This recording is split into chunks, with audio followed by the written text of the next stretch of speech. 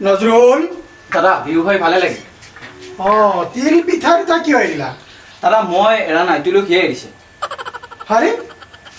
মই বনোৱা তিল পিঠা হলেও বেলেগ কথা আছিল আৰে তুমি মানুহজনীয়ে বনোৱা তিল পিঠা এৰিলা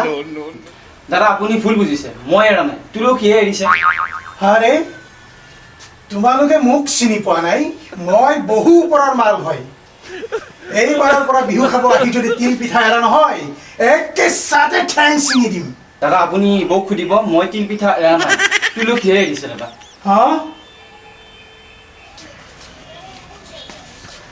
এই ক'ত গৈছিলি এনেই এপাক ঘূৰি ফুৰি আহিলোঁ তোৰ বয়সত শংকৰদেৱে কৰতল কমল কবিতা লিখিছিল তই বেকাৰ হৈ ঘূৰি ফুৰিছ আপোনাৰ বয়সত এখন নৰেন্দ্ৰ মোদীয়ে প্ৰধানমন্ত্ৰী হৈ দেশ চলাই আছে মই আপোনাক বুৰ্বক দেউতাৰে বুৰ্বক খাজিব আহিছ হা